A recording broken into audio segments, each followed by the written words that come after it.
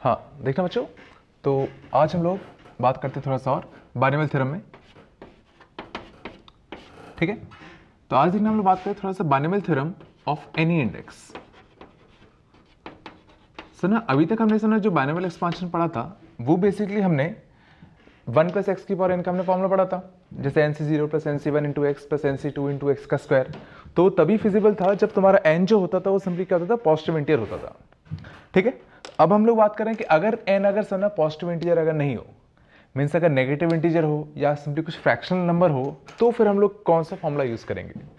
तो उसके केस में सिंपली सर जो फॉर्मूला होता है वो सिंपली होता है अपना 1 प्लस एक्स पे n, this is equal to 1 plus n x plus n into n minus one upon 2 factorial x का square plus n into n minus one into n minus two upon 3 factorial x cube and so on, ऐसे करते करते infinity तक।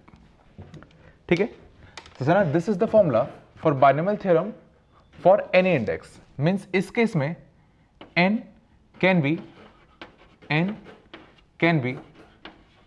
Negative as well as a fractional number। अगर हम लोग इस वाले फॉर्मूले का यूज करेंगे तो सर ना n तुम्हारा नेगेटिव भी हो सकता है और कोई फ्रैक्शनल नंबर भी हो सकता है। ठीक है,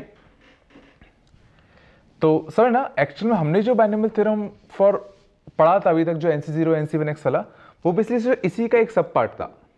सर नहीं कुछ करना, बेसिकली जो बाइनोमियल थ्योरम का जो फॉर्मूला होता है वो बेसिकली ये होता है इन जनरल। और इसी केस में अगर n पॉजिटिव इंटीजर अगर आ जाए, ध्यान देना, अगर इसी केस में सोचो अगर n पॉजिटिव इंटीजर आ जाए तो उस केस में हमने जो फॉर्मूला पढ़ते आ रहे हैं अभी तक वो बच जाता है। अभी देखना समझ में आएगा। ठीक है, मीन्स ना ये जो फॉर्मूला था वो समझना किसी भी n के लिए ट्रू है। मीन्स समझना जैसे अगर मान लो होता 1 प्लस 2x की पावर मान लो होता -3 होता, हमें इसका एक्सपांशन करना है और इस बार देख रहा है ये जो n था तुम्हारा क्या था, नेगेटिव था। ठीक है, तो सर अब हम लोग वाला फॉर्मूला तो नहीं अप्लाई कर सकते NC0 plus NC1x plus NC2x का स्क्वायर, क्योंकि उसमें ना NC0 NC1 ये जितने भी टर्म्स थे उसमें हमेशा n को क्या होना पड़ता था, पॉजिटिव इंटीजर होना पड़ता था। हाँ, बट मैं ये वाला फॉर्मूला जरूर अप्लाई कर सकता हूं इसमें। तो कैसे करेंगे देखना, तो 1 प्लस एक्स की पावर n, तो फॉर्मूला कितना रहेगा 1 प्लस n इंटू एक्स, तो माइनस का 3 इंटू कितना 2x plus n into n minus one, n minus one upon 2 factorial x का स्क्वायर मीन्स किसका 2x का स्क्वायर। ठीक है, अगला n minus one n minus two upon 3 factorial x का क्यूब एंड सो ऑन करते करते अप टू कहां तक, इंफिनिटी तक। ये समझे, मीन्स अगर तुम इसका बाइनोमियल एक्सपांशन खोलोगे तो ये समझने की कोशिश करो, ये एक इनफाइनाइट सीरीज बनेगी। ये चला कि इस बाइनोमियल एक्सपांशन को तुम अगर खोल रहे हो तो इसमें ना इनफाइनाइट टर्म्स हैं, तो मैं बस शुरुआत के 3-4 टर्म खोल दिए और बेसिकली ये जो सीरीज होगी वो इन्फिनिटी तक जाएगी अपनी। ये चला मैंने क्या कहा, तो सर ना ये जो समझना होता है ये फॉर्मूला हर n के लिए ट्रू होगा, चाहे n तुम्हारा नेगेटिव इंटीजर हो या इवन फ्रैक्शनल नंबर हो तो भी ट्रू होगा। मीन्स सर ना अगर जैसे मान लो मुझे एक्सपांशन करना था 1 माइनस एक्स की पावर -1/2 का, या +1/2 ले लेता हूं, चलो इसका मुझे एक्सपांशन पता करना है कि इसका एक्सपांशन कितना होगा। तो सीधा यहां पे दिख रहा है n जो था तुम्हारा क्या था, एक फ्रैक्शनल नंबर था, तो सीधा ये वाला फॉर्मूला अप्लाई कर लेते हैं। तो 1 प्लस n इंटू एक्स, तो n इंटू एक्स। ठीक है, अगला n minus one by 2 factorial x का स्क्वायर, अगला n minus one n minus two by 3 factorial x का क्यूब एंड सो ऑन करते करते ये सीरीज भी सोचो कहां तक जाएगी, इनफाइनाइट तक जाएगी। तो इसका एक्सपांशन जो होता वो कुछ अपना ऐसा होता। ये चला, मीन्स अब सोचो तुम्हें कोई भी बाइनोमियल एक्सपांशन दी जाए उसके ऊपर अगर नेगेटिव पावर दी हो या कुछ फ्रैक्शनल पावर दी हो तो हम सब ना उसका भी एक्सपांशन अब इजीली लिख सकते हैं। ये चला। तो एक्चुअल्स ना ये सबसे ज्यादा जनरल फॉर्म है बाइनोमियल एक्सपांशन का। हमने सब ना अभी तक जो पढ़ते आ रहे हैं वो इसी का एक स्पेशल केस है। और स्पेशल केस कैसा? सोचो जिसमें n तुम्हारा क्या हो जाए, अगर n सोचो एक पॉजिटिव इंटीजर हो जाए। ये फॉर्मूला हर सबके लिए ट्रू है, चाहे n नेगेटिव हो, पॉजिटिव इंटीजर हो, नेगेटिव इंटीजर हो, फ्रैक्शनल पार्ट हो, कुछ भी हो, ये हमेशा ट्रू है। सोचो अगर n सोचो अगर पॉजिटिव इंटीजर बन गया तो सोचो ये जो एक्सपांशन है वही बन जाएगा जो हमने पढ़ा था। देखो सोचो अगर n पॉजिटिव इंटीजर बन गया तो देखो एक टर्म कौन सा आएगा 1, अगला कौन सा आएगा nx, अगला कौन सा आएगा n into n minus 1 upon कितना 2 फैक्टोरियल x का स्क्वायर, ये आएगा। अगले में सोचो n माइनस 1 n माइनस 2 आएगा, ये चला। अगले में n minus 1 n minus 2 n minus 3 आएगा। अगले में n minus 1 n minus 2 n minus 3 n minus 4 आएगा। सोचो कभी ना कभी तो ऐसा होगा जब n minus 1 n minus 2 n minus 3 करते करते n माइनस n बनेगा, सोचो वो टर्म 0 बनेगा। ये चलने का कि सोचो इस बार क्या हो रहा है कि हर बार एक ही कम हो रहा है, n माइनस 1 फिर n माइनस 2 फिर n माइनस 3 फिर n माइनस 4। और n चूंकि सोचो एक पॉजिटिव इंटीजर था तो कभी ना कभी n माइनस n आएगा, और उसके बाद सोचो जितने भी टर्म्स होंगे सब में n माइनस n आएगा। तो सोचो वो सारे टर्म्स तुम्हारे क्या बन जाएंगे 0 बन जाएंगे। इसलिए सोचो जब n पॉजिटिव इंटीजर होता था उस केस में हमें एक फिक्स नंबर ऑफ टर्म्स मिलते थे, और हमें पता है कितने नंबर ऑफ टर्म्स मिलते थे, n+1 टर्म्स मिलते थे। ये चला ऐसा क्यों हुआ? क्योंकि एक बार n-2 था, फिर अगले में n-3 आता, अगले में n-4 आता, तो सोचो कभी ना कभी n-n आता, वो टर्म 0 बनता। उसके अगले टर्म में n-n तो आता ही आता, एक n-n+1 आता, तो उसमें भी n-n आता, वो भी 0 बनता। मीन्स उसके बाद के जितने भी टर्म्स होते वो सबके सब कैसे बन जाते? तुम्हारे 0 बन जाते। मीन्स हमने जो इनिशियली फॉर्मूला पढ़ा था वो इसलिए इसी का एक स्पेशल केस था, पहली चीज। दूसरी चीज समझना कि अगर समझना if n is not a positive integer तो ये कंफर्म है कि जितने भी एक्सपांशन होंगे उन सब में इनफाइनाइट टर्म्स होंगे। ये चला कि सोचो अगर n पॉजिटिव इंटीजर होता तभी उसमें सोचो फाइनाइट टर्म्स आएंगे उसके एक्सपांशन में। अगर उसके अलावा कुछ भी है, नेगेटिव इंटीजर है, जैसे सोचो इस केस में क्या था, एक नेगेटिव इंटीजर था, तो सोचो इसमें दिख रहा था, इसमें सोचो वो कभी नहीं होगा। सोचो अगर ये नेगेटिव इंटीजर है तो देखो एक -3 बना, अगले में -3 -1 -4 बनता, अगले में -3, ठीक है ना, n-1 n-2 तो -5 बनता, अगले में -6 बनता, अगले में -7 बनता। ये सोचो कभी भी ऐसा नहीं होगा कि कभी 0 बन जाए। ये चला, क्योंकि हो क्या रहा है, नेगेटिव में पीछे चलता चला गया अपना। लेकिन सोचो इसी की जगह पर अगर 3 होता, मान लो 3 होता, तो मान लो यहां n लिखते तो 1 + nx, तो 3 × 2x लिखते, n × n-1 तो 3 के बाद सोचो 2 का नंबर आता, 3 फिर 2, n-1 n-2 तो 3 3 - 1 3 - 2 तो 1 आता, और उसका अगला सोचो जो टर्म होता उसमें 3 3 - 1 3 - 2 3 - 3 होता, सोचो वो टर्म 0 बन जाता। मीन्स अगर n तुम्हारा पॉजिटिव इंटीजर है तो होगा क्या, ये फाइनाइट टर्म्स में सीरीज टूट जाएगी। और अगर n तुम्हारा पॉजिटिव इंटीजर के अलावा कुछ और है, नेगेटिव इंटीजर है, तो भी सोचो जो सीरीज जाएगी वो इन्फिनिटी तक जाएगी।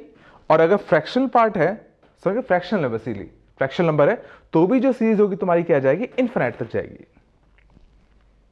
पहले तो ये फील करो, ये समझ में आया?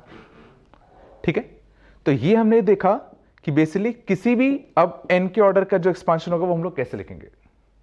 ठीक है, जैसे मैं एक आध एग्जांपल और दे रहा हूं। ठीक है, जैसे कि मान लो हमें लिखना होता 1 - x पे कितना -1, ठीक है, या 1 - 3x पे -1 लेता हूं, मुझे इसका एक्सपांशन लिखना है। तो इसका एक्सपांशन कैसे लिखेंगे, वापस से 1 + x की पावर n, तो कैसे लिखेंगे 1 + n × x, तो n कितना है -1, x कितना है -3x। समझ गए? देखो ये तो कंफर्म है कि अगर यहां पे n अगर समझ गए नेगेटिव इंटीजर है, मींस ये तो कंफर्म है कि इसमें इनफिनाइट टर्म्स बनेंगे। ये चला, अब देखते हैं टर्म्स बनते क्या। तो 1 + nx, अगला n × n-1 n-1 upon 2 factorial x का स्क्वायर, मींस कितना -3x का स्क्वायर।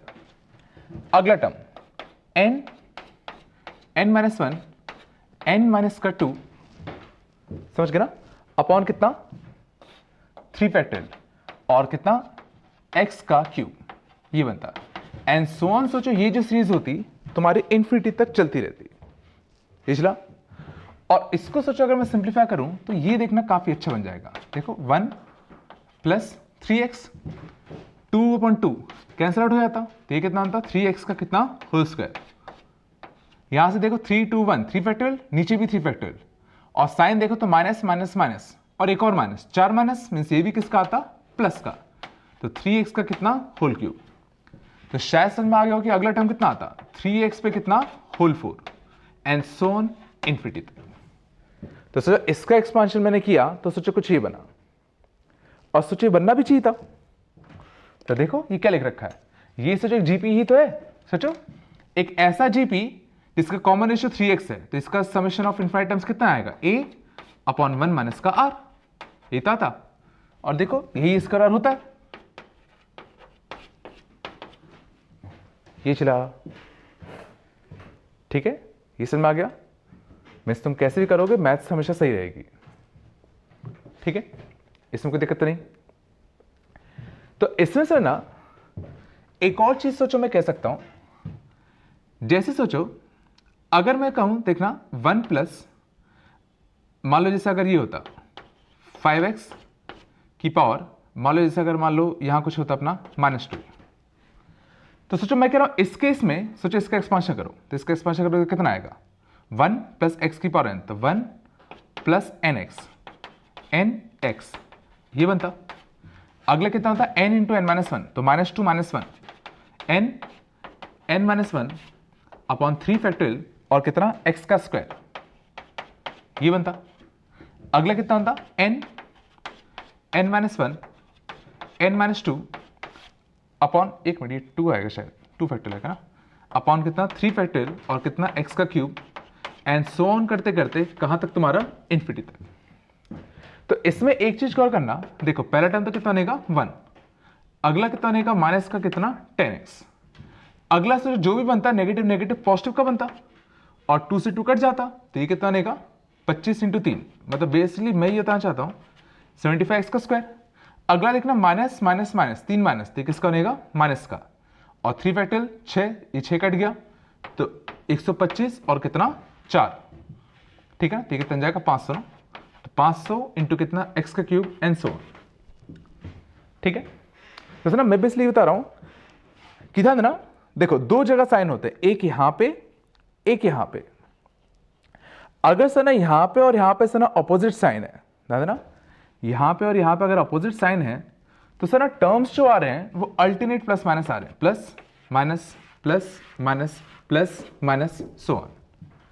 और सर ना अगर यहां पे और यहां पे अगर सेम साइन है तो सारे टर्म्स प्लस के आएंगे। जैसे इस वाले केस में देखो यहां पे और यहां पे जो थे वो सेम साइन के थे, तो देखो जितने भी टर्म्स आए सबके सब सोचो सारे के सारे टर्म्स प्लस के आए, ठीक है। तो कई बार सर ना ये जो छोटी सी इंफॉर्मेशन है काफी हेल्पफुल हो जाती है, ठीक है। रीजन में मीन्स अब सोचो अगर तुम्हें एन में कुछ भी अगर दे दिया जाए तो उसका एक्सपांशन हम लोग इजीली निकाल सकते हैं, ठीक है। तो उम्मीद है यहां तक तो आ गया होगा, ठीक है। आगे देखना, देखना आगे देखना, लेकिन सर ना इसमें सर ना एक छोटा सा रिस्ट्रिक्शन है। जैसे ना ये तो हमने देख लिया कि 1 प्लस एक्स की पावर एन का जो एक्सपांशन होगा वो कुछ कैसा होगा 1 plus n x plus n into n minus 1 upon 2 factorial x का स्क्वायर एंड सो ऑन, ऐसे करते करते इन्फिनिटी तक, ठीक है। लेकिन सर ना ये एक्सपांशन सर ना तभी वैलिड होगा जब ये जो एक्स है अपना ये तुम्हारा क्या हो 1 से लेके -1 के बीच में हो। सोचो बिल्कुल कॉमन सेंस है कि सोचो ये जो सीरीज है सोचो इन्फिनिटी तक जा रही है, और इसमें सोचो बार बार x का मल्टीप्लाई हो रहा है, एक्स स्क्वायर फिर एक्स क्यूब फिर एक्स की पावर 4 फिर एक्स की पावर 5 फिर एक्स की पावर 6 एंड सो ऑन। और अगर सोचो इसमें x का मैग्नीट्यूड अगर सोचो 1 से अगर बड़ा हो गया, सोचो इस केस में अगर x का मैग्नीट्यूड अगर सोचो 1 से अगर बड़ा हो गया तो x square x cube x 4 x 5 ऐसे करते रहोगे तो सो यहाँ पे जो सम बनेगा वो तो इन्फिनाइट बन जाएगा। बट यहाँ पे सोचो x अगर तुमने जैसे मान लो 2 ही रख लो, तो x अगर 2 रखते तो 1 प्लस 2 की पावर n, और n मान लो कुछ भी नेगेटिव इंटीजर है या कुछ फ्रैक्शनल है जैसे 1/2 मान लो, तो 1 प्लस 2 की पावर 1/2, यहाँ तो कुछ फाइनाइट था। बट यहाँ पे अगर तुम x x square x cube में सब में अगर x क्यूब अगर 2 छापोगे तो सो यहाँ पे तो इन्फिनिटी बन जाएगा। समझ गए? तो उस केस में ना LHS और RHS कभी भी बराबर नहीं हो पाएंगे, समझ गए? मीन्स ये फॉर्मूला तभी वैलिड है जब x जो है तुम्हारा वो तुम्हारा क्या है -1 से 1 के बीच में है, समझ गए? तो कभी भी अगर एक्सपांशन अगर दे रखा है 1 + x⁴n तो ये अंडरस्टूड होता है कि x तुम्हारा क्या होगा -1 से 1 के बीच में ही होगा, तभी वो बात कर रहे होंगे, समझ गए?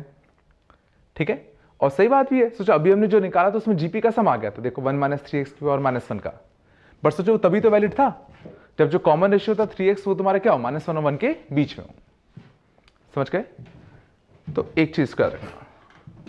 तो सर जैसे अब अगर मान लो मुझे अगर इसका एक्सपांशन अगर लिखना होता a + bx की पावर जैसे मान लो n होता, और n मान लो कुछ भी हो सकता है, फ्रैक्शनल पार्ट, समझ गए? नेगेटिव इंटीरियर कुछ भी हो सकता है, पॉजिटिव इंटीरियर का तो हम देख ही चुके कैसे करेंगे, ठीक है? तो सर अगर नेगेटिव इंटीरियर है या कुछ फ्रैक्शनल पार्ट है तो कैसे करेंगे? तो वापस से सेम फॉर्मूला अप्लाई करेंगे। तो 1 + x⁴n का एक्सपांशन हमें पता है, लेकिन ध्यान रहे यहाँ पे अभी तुम्हारा 1 था नहीं, तो मुझे क्या करना पड़ेगा, पहले यहाँ पे सर 1 बनाना पड़ेगा। तो 1 बनाने के लिए क्या करेंगे, a को बाहर ले लो, तो 1 + कितना bx/a⁴n। अब मैं इस चीज का एक्सपांशन कर सकता हूं, और इस चीज का एक्सपांशन करोगे तो कितना आएगा, 1 + n × x, तो कितना आ जाएगा n bx/a plus n × n-1/2 factorial x का स्क्वायर मीन्स कितना bx/a का कितना whole square, and so on, ऐसे करते करते कहां तक, इन्फिनिटी तक।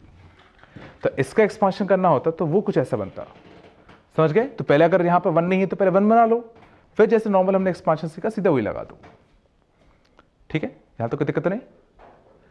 और इसमें अंडरस्टूड है कि सोचो ये एक्सपांशन तभी वैलिड होगा जब जो bx/a है ये तुम्हारा क्या हो, -1 और 1 के बीच में हो, समझ गए? ऐसा होगा तभी हम लोग क्या कर सकते हैं, इस चीज के एक्सपांशन लिख सकते हैं, ठीक है? बट अगर कोई इंफॉर्मेशन अगर नहीं दी रखी है तो अंडरस्टूड मान के चलना कि ये तुम्हारा -1 और 1 के बीच में ही होगा, ये वाला पार्ट, समझ गए? यहां तो कोई दिक्कत नहीं। जैसे कि मान लो होता find coefficient of x³ in 2 + 3x की पावर -1/2। मान लीजिए कि इसके एक्सपांशन में x³ का जो कोएफिशिएंट आएगा हमें वो पता करना है कि वो कितना आएगा, समझ गए? तो सर ना ऑब्वियस है, मुझे इसका एक्सपांशन करना है और देख रहे हैं n तुम्हारा क्या -1/2 टाइप का, तो सीधा वही वाला फॉर्मूला लगेगा, लेकिन वो तभी लगता है जब यहां पे तुम्हारा क्या हो, 1 हो। तो अभी तो यहां पे 1 था नहीं, तो क्या करेंगे हम लोग, यहां 1 बना लेंगे। तो 1 बनाने के लिए क्या करोगे, 2 की पावर -1/2 बाहर कॉमन ले लो, ठीक है? तो कितना चाहिएगा, 1 प्लस का कितना 3x/2 की पावर कितना -1/2। अब इसका एक्सपांशन करते हैं, देखना, तो 2 की पावर -1/2 ये तो बाहर रह गई। अगला 1 + n × x, तो n × x करोगे तो ये कितना बन जाएगा, माइनस का कितना 3x/4। देखो ये भी हिंट हमें दिख रही है कि यहां प्लस है या माइनस है, तो पक्का अल्टरनेट प्लस माइनस आने चाहिए, समझ ना? ये कुछ कुछ चीजें याद रखोगे तो एक चेक लगता जाएगा हमेशा, ठीक है? तो 1 + nx plus n-1 by 2 factorial x का स्क्वायर, तो 3x/2 का होल स्क्वायर। अगला n-1 n-2 बाय 3 फैक्टोरियल, ठीक है? और कितना x का क्यूब मीन्स कितना 3x/2 का कितना whole cube, and so on करते गए ऐसे इन्फिनिटी तक। और हमें क्या चाहिए था, हमें x³ का ही तो कोएफिशिएंट चाहिए था। तो x³ का देखो कोएफिशिएंट कितना आ गया, 135। देखो पहले साइन देख लेते हैं, तो ये ऑब्वियस है, तो प्लस माइनस प्लस माइनस, देखो माइनस तो आ नहीं था, ठीक है? 135 ठीक है? 2 का क्यूब 3 फैक्टोरियल, और यहां से कितना है 3/2 का होल क्यूब, 3/2 का होल क्यूब, और एक समय ना 2 की पावर -1/2 बाहर बैठा हुआ था। तो देखो यहां से जो x³ का जो कोएफिशिएंट आया वो कुछ अपना ये आया, समझ गए? ठीक है, ऑब्वियस सी बात है, इसमें अगर कोई बड़ा सा भी अगर पूछा होगा तो उसमें कंफर्म पैटर्न बनेगा। जैसे ना अगर इसी केस में अगर मान लो तो उससे पूछ लिया होता x की पावर बताओ 7 का क्वेश्चन कितना आएगा, तो ऐसा नहीं कि हम लोग वहां तक निकालते जाएंगे, सीधा पैटर्न ढूंढने की कोशिश करेंगे, ठीक है? अब जरा देखना पैटर्न कैसे ढूंढेंगे। तो पैटर्न ढूंढने की कोशिश करते थोड़ा सा। तो देखो ये तो कंफर्म है, देखो x की पावर 7 है, तो देखो x की पावर 1 में माइनस था, x की पावर 2 में प्लस था, x की पावर 3 में माइनस था, तो ये तो कंफर्म है x की पावर 7 में पक्का माइनस आएगा, पहली चीज। ठीक है, अगले देखते हैं। अगले में देखना, देखो इसको मैं लिख रहा हूं 3x/2 और 1/2 1/2, समझ गए ना। तो देखो 3x/2 का स्क्वायर, अगला 3x/2 का क्यूब। ठीक है, तो जब x क्यूब आया तो यहाँ 3x/2 का क्यूब आया, तो मुझे अगर x की पावर 7 चाहिए तो ये तो कंफर्म है भाई 3x/2 की पावर 7 आएगा। ठीक है, दूसरी चीज सो ना, जब यहां पे स्क्वायर था तो यहाँ 2 फैक्टोरियल था, यहां पे क्यूब था तो यहाँ 3 फैक्टोरियल था, तो अगर यहां पे 7 है तो पक्का नीचे कितना होगा 7 फैक्टोरियल। ठीक है, अगला जब यहां 2 फैक्टोरियल था तो 1 और 3 थे, जब यहां 3 फैक्टोरियल था तो 1 3 5 थे, बस यहां 3 फैक्टोरियल थे, यहां 3 टर्म है 1 3 5। अगले में कितना आते 1 3 5 7 आते, तो अगर नीचे अगर 7 है तो यहां पे सोचो 7 ऑड होंगे 1 3 5 7 9 11 13, जिला। और देखते हैं, जब यहां x की पावर 1 था तो यहां 2 पे 1 था, यहां पे x पे 2 था तो देखो 2 का स्क्वायर था, यहां पे x पे 3 था तो देखो यहां 2 का क्यूब आया। तो यहां पे अगर 7 है तो यहां कितना आएगा 2 पे 7 आएगा, और एक अपना कहां गया 1/√2, तो बाहर बैठा ही था, तो x की पावर 7 का जो कोफिशिएंट होता वो कुछ अपना ही आता। समझ गए। तो ऐसे कुछ पैटर्न देख के हम लोग बता सकते हैं कि इसमें किसका कोफिशिएंट क्या आएगा। ठीक है, ये समझ में आ गया सबको। ठीक, इसी में समझना, मान लो अगर हमसे पूछ लिया होता फाइंड, सुना, find coefficient of x square in 1/1 minus x, 1 minus का 2x एंड 1 माइनस का 3x, मान ली पूछा होता। ठीक है, ये सिंपली मान लो कोई एक्सप्रेशन है, इस एक्सप्रेशन में x स्क्वायर का कोफिशिएंट क्या आएगा हमें ये पता करना था। ठीक है, अब देखने में तो लगता है भाई इसमें x स्क्वायर कैसे आएगा, लेकिन समझना, अगर मैं इस 1 माइनस एक्स को मैं लिख लूं 1 माइनस एक्स पे -1, इसको मैं लिख लूं 1 माइनस 2x पे कितना -1, और इसको मैं लिख लूं 1 माइनस 3x पे कितना -1, लिख सकता हूं। और अब सोचो मैं इसका खुद का बाइनोमियल एक्सपांशन कर दूं, इसका बाइनोमियल एक्सपांशन कर दूं, इसका बाइनोमियल एक्सपांशन कर दूं, तो ये फील करने की कोशिश करो कि इसका तो बाइनोमियल एक्सपांशन करोगे तो क्या आएगा, x वाला कांस्टेंट टर्म आएगा, x वाला टर्म आएगा, x स्क्वायर वाला टर्म आएगा, x क्यूब वाला टर्म आएगा। सोचो इसमें x की पावर 0 से लेके x की पावर इन्फिनिटी तक के सारे टर्म्स आएंगे, और इनफैक्ट सोचो इसका मैं एक्सपांशन डायरेक्टली कर सकता हूं। सोचो a/1 - r, तो ऐसा GP जिसका कॉमन रेशियो कितना है x, तो 1 plus x square up to कितना इन्फिनिटी। इवन सोचो मैं इसका भी एक्सपांशन डायरेक्टली कर सकता हूं 1/a/1 - r, समझ गए ना। तो ऐसा GP जिसका कॉमन रेशियो कितना है 2x, तो 1 प्लस का 2x प्लस का 2x का स्क्वायर एंड सो ऑन कितना है तुम्हारा इन्फिनिटी तक। और इवन इसका भी एक्सपांशन हम लोग डायरेक्टली कर सकते हैं 1 प्लस का 3x प्लस 3x का स्क्वायर अप टू कितना इन्फिनिटी। ये चला, और अब हमें क्या चाहिए था, अब हमें इसी सीरीज का जो फाइनल रिजल्टेंट सीरीज बनेगी तीनों को मल्टीप्लाई करने के बाद, उसी में तो हमें x स्क्वायर का ऑप्शन चाहिए था। और अब सोचो x स्क्वायर का ऑप्शन निकालना आसान है, जरा देखते हैं x स्क्वायर कैसे कैसे बन सकता था। देखो यहां से x स्क्वायर उठाओ, यहां से 1, यहां से 1, तो देखो x स्क्वायर का ऑप्शन कितना कितना आ सकता है। तो यहां से x स्क्वायर, यहां से 1, यहां से 1, तो 1 आया। यहां से x स्क्वायर उठाओ, यहां से 1, यहां से 1, तो 2x का स्क्वायर, तो यहां से x स्क्वायर का ऑप्शन कितना आया 4 आया। यहां से x स्क्वायर उठाओ, यहां से 1, यहां से 1, तो 3x स्क्वायर और 1 और 1, तो कितना आया 9 आया। तो एक तो तरीके x स्क्वायर बनाने के कहते हैं हर एक में से x स्क्वायर वाला टर्म उठा लो, बाकी सब में से कांस्टेंट उठा लो, या यहां से x वाला टर्म उठाऊं और यहां से x वाला टर्म उठाऊं और इन दोनों को मल्टीप्लाई कर दूं और यहां से 1 से मल्टीप्लाई कर दूं तो भी तो x स्क्वायर बनेगा। तो x इंटू 2x मीन्स कितना 2x का स्क्वायर, या यहां से x लो, यहां से 3x लो, इन दोनों को मल्टीप्लाई कर दो और इसमें इसका 1 से मल्टीप्लाई कर दो तो भी तो x स्क्वायर बनता, this into this into this, तो ये कितना बनता 3x का स्क्वायर, या 2x into 3x into 1, 2x into 3x into 1, या तो ये कर दो, तो इससे कितना था 2x इंटू 3x में कितना 6x का स्क्वायर। तो सोचो x स्क्वायर बनाने के इतने डिफरेंट तरीके थे और सबको हमने सीधे जोड़ दिया, ये चला, और सबको जोड़ोगे तो फाइनली x स्क्वायर का जो कोएफिशिएंट आ रहा है वो तुम्हारा कितना आ जाएगा 4, 5, 14, 16, 19, 25।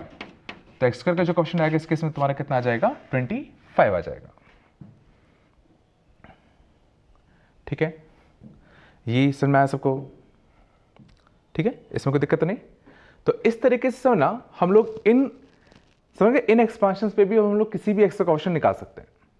ठीक है, थोड़ा सा हो सकता है लंबा जाए, हमें पैटर्न देखने में थोड़ा टाइम लगेगा, बट निकाल जरूर लेंगे। ठीक है, तो हो सकता है इसमें कोई दिक्कत नहीं होनी मेरे हिसाब से। ठीक है, आगे चलें, आगे देखना। हाँ देखना, तो सर ना ये कुछ 3 क्वेश्चन है, तो वीडियो को पॉज कर लो, इनको ट्राई करने की कोशिश करो। पहला सिंपली क्या है, 1 plus 2/3 into 1/2 plus 2/3 into 5/6 into 1/2 square and so on up to infinity तक। इसका अगर होल क्यूब करेंगे तो उसकी वैल्यू क्या आएगी, ये फाइंड करना है पहला। दूसरा, फाइंड कोएफिशिएंट ऑफ x की power n in this series. ये सीरीज दे रखी है 1 माइनस का 2x plus 3x square minus 4x cube and so on up to infinity तक। ठीक है, तो इसकी पावर माइनस n, ये जो एक्सपांशन है इसमें x की पावर n का जो कोएफिशिएंट आएगा हमें वो फाइंड करना था। ठीक है, अगला, इफ a प्लस bx की power -2 is equal to 1/4 minus का 3x plus dot dot dot infinity तक, तो फाइंड करना है a और b की वैल्यू क्या होगी। ठीक है, तो वीडियो को पॉज कर लो 10 मिनट के लिए या 5 मिनट के लिए बेसिकली, और ट्राई करने की कोशिश करो। ठीक है, चलो पहला देखना, देखो ये सिंपली सा ना हिंट दे रहा है, देखो 1/2, 1/2 square, 1/2 cube and so on. ये सोचो हिंट दे रहा है कि कंफर्म कुछ बाइनोमियल एक्सपांशन टाइप का है, 1 plus n into x, x का स्क्वायर, एक्स का क्यूब एंड सो ऑन। ये चला, और ये इन्फिनिटी तक जा रहा है, तो ये हिंट दे रहा है कि जो n है तुम्हारा वो पॉजिटिव इंटीजर तो नहीं है, या तो नेगेटिव इंटीजर हो सकता है या कुछ फ्रैक्शनल नंबर हो सकता है। इतना चला। अब बस हमें ये सोचना है कि ये जो एक्सपांशन लिखा है वो बेसिकली किस सीरीज का है। ये चला, हम लोग अब ये ढूंढने की कोशिश करते हैं कि ये जो एक्सपांशन लिखा वो किस सीरीज का एक्सपांशन लिख रखा है।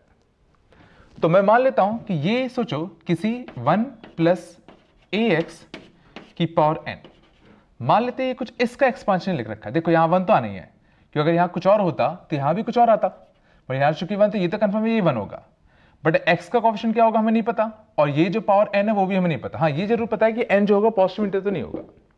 ठीक है, अब इसको अगर मैं खोलता तो कितना होता, 1 प्लस nx, तो n इंटू ax मीन्स कितना anx। अगला टर्म कितना होता है, n into n minus 1, n into n minus 1 upon 2 factorial x का स्क्वायर, तो ax का कितना स्क्वायर, कुछ ऐसे बनता। ठीक है, ऐसे तो बनता। अब इसको और इसको मैं थोड़ा सा कंपेयर कर लेता हूं, तो सर इसको और इसको अगर मैं कंपेयर करूं तो दिख रहा है 1 प्लस nx, ये x का स्क्वायर है।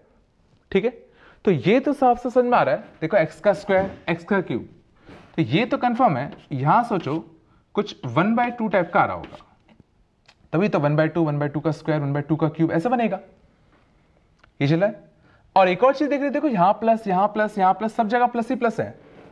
ठीक है, तो या तो यहां भी प्लस होगा, यहां भी प्लस होगा, या यहां भी माइनस होगा और यहां भी माइनस होगा। ये चल रहा है, मैं क्या कह रहा हूं, तो चला इसको अगर मैं कंपेयर करूं 1 प्लस anx, तो इसको अगर इससे कंपेयर करते तो anx इज इक्वल टू कितना 2/3 इंटू 1/2। ठीक है, वैसे साफ साफ दिख रहा है कि जो x है वो तुम्हारा कितना हो गया 1/2 हो गया। ठीक है ना, तो x अगर तुम्हारा 1/2 हो गया मीन्स बेसिकली ax जो है यही 1/2 हो गया, ax अगले में ax का स्क्वायर होता, फिर ax का क्यूब होता, तो पक्का ये कितना हो गया 1/2 हो गया।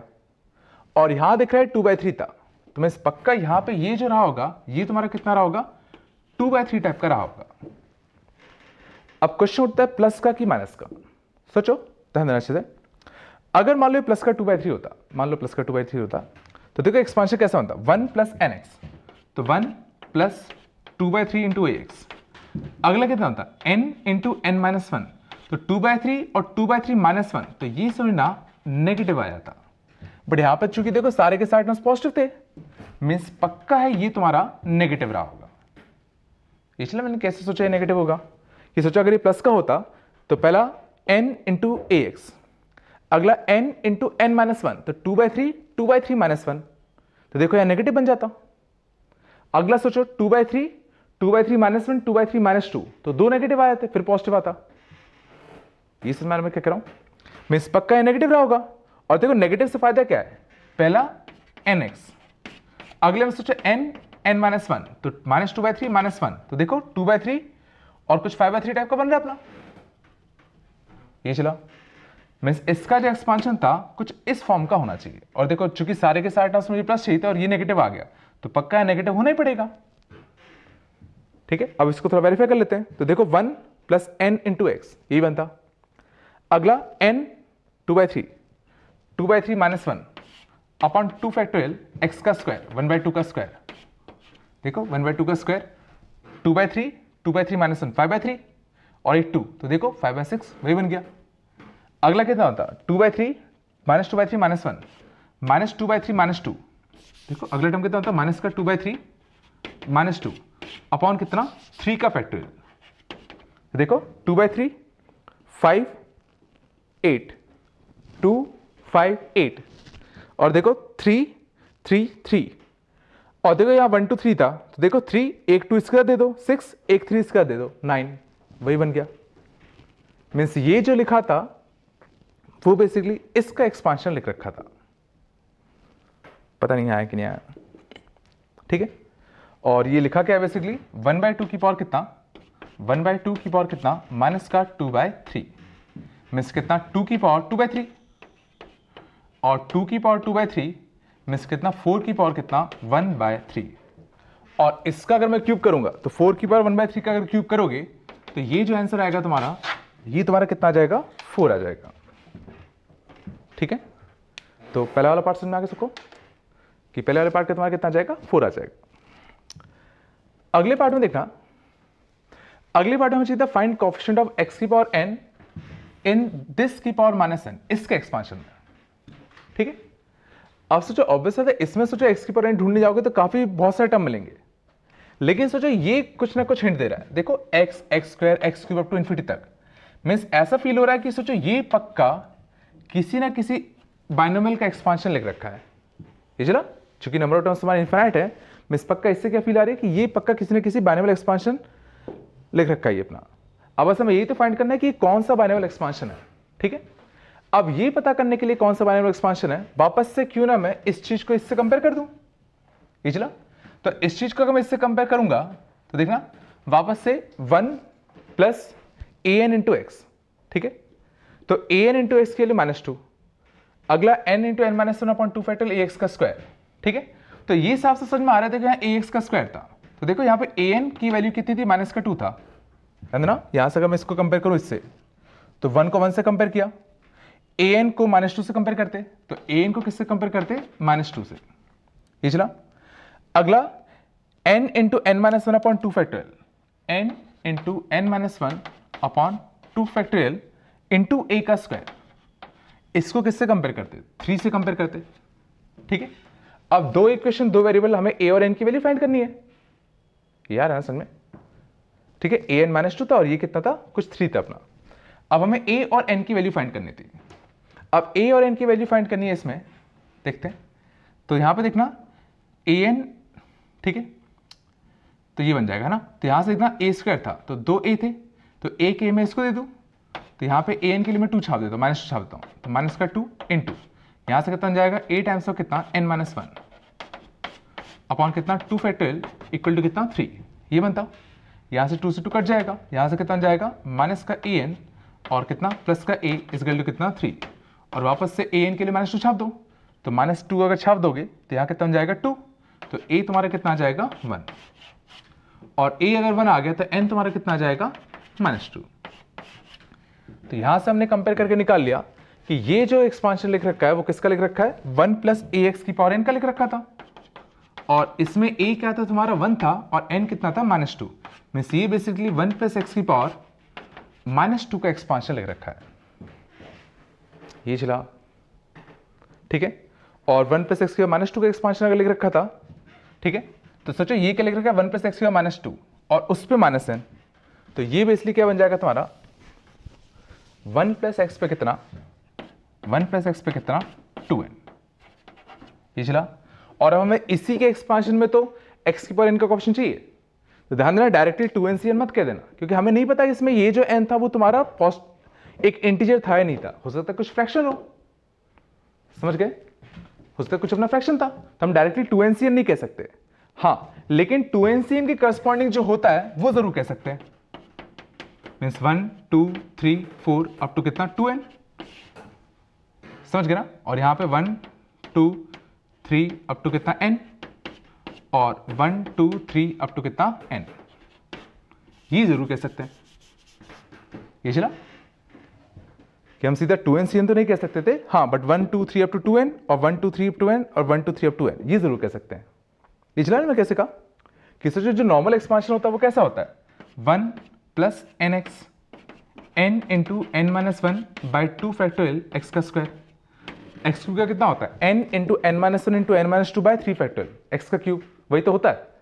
तो जो एक्चुअल में हमने जो फॉर्मूला पढ़ा था nc0 nc1x nc2x square nc3x cube, है तो अभी भी वही, बस इसको हमने nc2 ना लिख के n into n minus 1 by 2 लिख दिया, अगले को nc3 ना लिख के हमने n into n minus 1 into n minus 2 by 3 factor लिख दिया।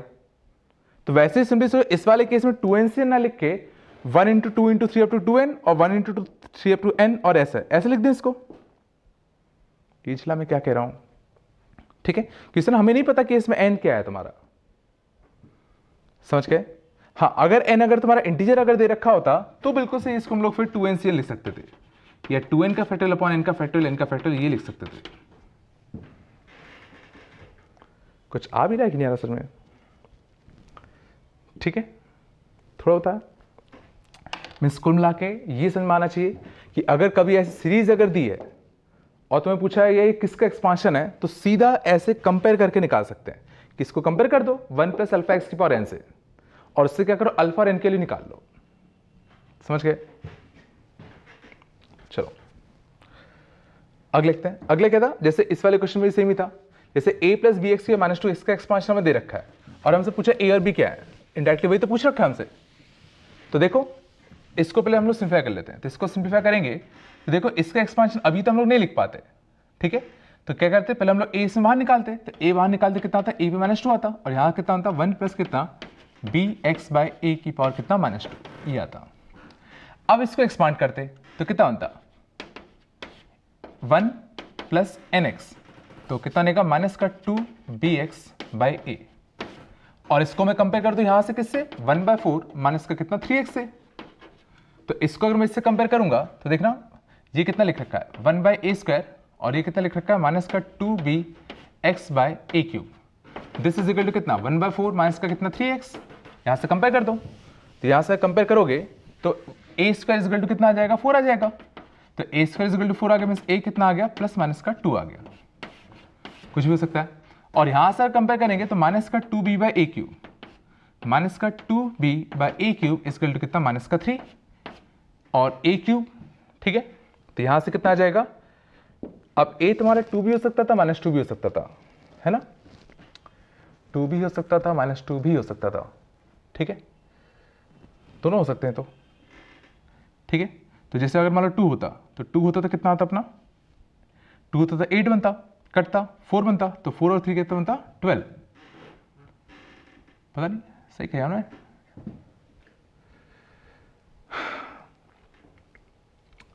माइनस 2 था, सब सही किया, सब सही लग रहा है। देखो मान लो अगर a के लिए अगर 2 होती तो a के लिए अगर 2 होती तो यहां से कितना आता 8 4, तो b कितना आता तुम्हारा 12, और a अगर माइनस 2 होता तो b कितना आता तुम्हारा माइनस 12। देख लेना, मैं ऐसा नहीं मैंने कुछ गड़बड़ कर दिया हो, ठीक है। तो उम्मीद है तरीका तो समझ में आ गया कि हम लोग बेसिकली कर क्या रहे हैं, ठीक है, यहां तक कोई दिक्कत नहीं होनी चाहिए। चलो आगे देखना, हाँ अगले देखना, अगला सुना ये काफी जरूरी, थोड़ा ध्यान देना। अगर मान लो पूछा होता फाइंड कोएफिशिएंट ऑफ x की power r in the expansion of in the expansion of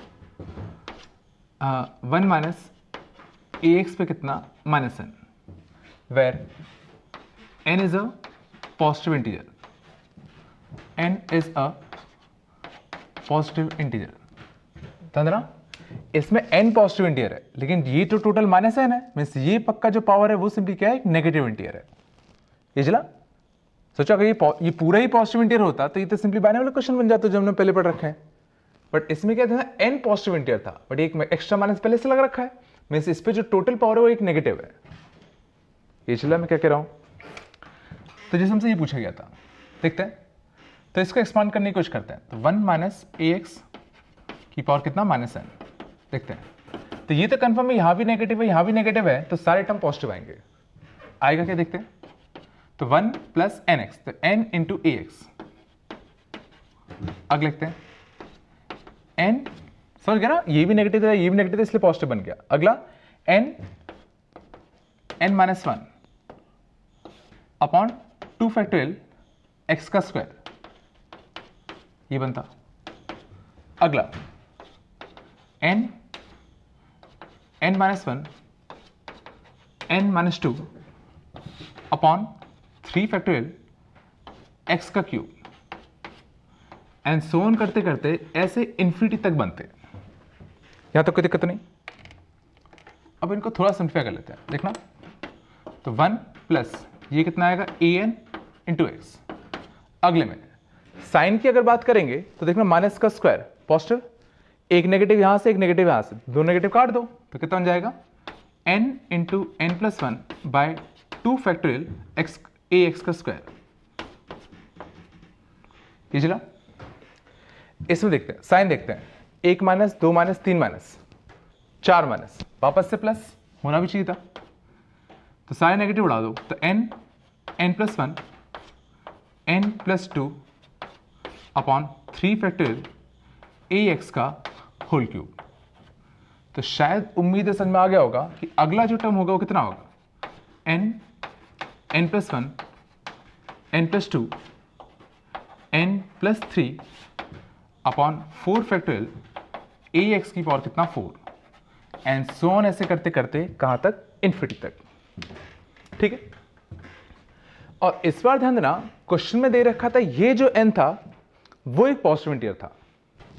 तो सोचो ये जो लिख रखा है, ठीक है, 1 प्लस इसको मैं nc1 इंटू ए एक्स ये लिख दूं। सोचो n ही तो है, n को मैं nc1 लिख सकता हूं, n चूंकि पॉजिटिव इंटीजर दे रखा था। ये क्या है, n plus 1 into n upon 2 factorial. तो सोचो इसको मैं n plus 1 c2 a x का होल स्क्वायर ये लिख दूं। इसको सोचो n प्लस 2 का c3 ए एक्स का होल क्यूब ये लिख देते हैं, एंड सो ऑन चलते चलते अगला जो टर्म बनता वो n प्लस 3 c4 ए एक्स की पावर 4 ये बन जाता। ये से नाम इसलिए लिख पाए कि n इस केस में पॉजिटिव इंटीजर दे रखा था, समझ गए। तो इससे शायद साफ साफ समझ में आ रहा होगा अब कि अब अगर सोचो मुझे x की पावर r का कोएफिशिएंट पूछा होता, तो देखो यहां 2 था तो यहां 2, यहां 3 था तो यहां 3, यहां 4 था तो यहां 4।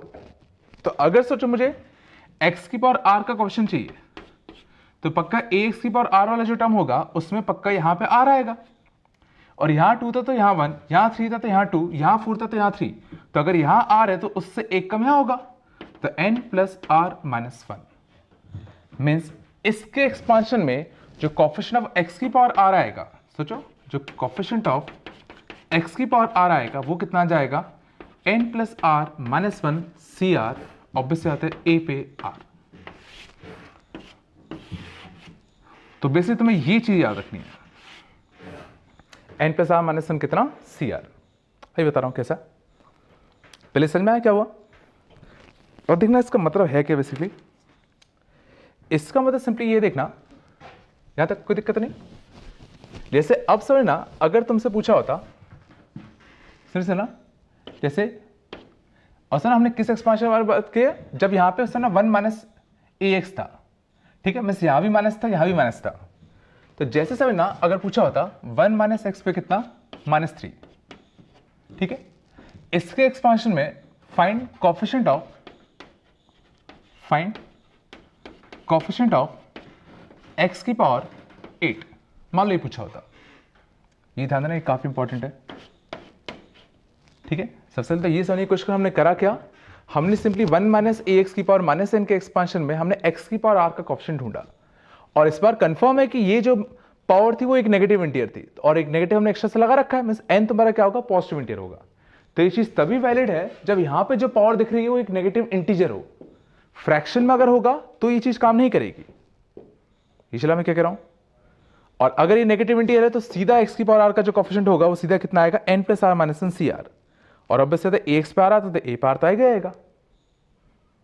ये आया। तो जैसे इस वाले क्वेश्चन में देखना तो यहां माइनस था, सर यहां भी नेगेटिव और यहां भी नेगेटिव इंटीजर हो, समझ गया ना, यहां नेगेटिव और यहां भी नेगेटिव और ये इंटीजर हो, तो उस केस में सीधा फाइंड कोफिशिएंट ऑफ x की पावर 8। तो सर हमने देखा ये फॉर्मूला सीधा याद करना है, दैट कोफिशिएंट ऑफ x की पावर r, ध्यान देना, कोफिशिएंट ऑफ x की पावर r इन 1 माइनस एक्स पे माइनस एन, ध्यान देना मैंने a को भी 1 कर लिया, तो this is directly equal to n plus r minus 1 c r. ये बहुत ही काम आएगा, इसको रट लो अच्छे से। प्रूफ अगर ना भी समझ में आए तो फर्क नहीं पड़ता, बस फॉर्मूला समझ में आना चाहिए कि ये आता है अपना, कि 1 माइनस एक्स पे माइनस एन के एक्सपांशन में अगर तुम x की पावर r का कोफिशिएंट अगर ढूंढ रहे हो तो डायरेक्टली कितना आएगा, n plus r minus 1 c r. समझ गए। तो जैसे इस वाले केस में हमने चाहिए था क्या, कोफिशिएंट ऑफ x की पावर 8 चाहिए था, तो कोफिशिएंट x का 8 चाहिए था, तो इसको अगर मैं कंपेयर करूं तो इसमें n तुम्हारा कितना है, ध्यान देना इसमें n तुम्हारा कितना है, 3 है। समझ गए, फॉर्मूले के हिसाब से 1 माइनस एक्स पे माइनस एन था, तो माइनस को अलावा छोड़ के जो बचता वो n होता है, तो माइनस को छोड़ के जो बच रहा वो n है, और हमें किसका कोफिशिएंट ढूंढना है, x की पावर 8 का, तो r इस केस में कितना हो गया, 8 हो गया। तो सीधा फॉर्मूला छाप दो, तो n plus r minus 1 c r, समझ गए। तो ये कितना आ गया, 10C8 या 10C2, ये चला। तो ये चीज सीखनी है, थोड़ा होता है, अभी देखो और क्वेश्चन आ जाएगा समझ में, ठीक है। तो इस चीज को बिल्कुल अच्छे से याद कर लो।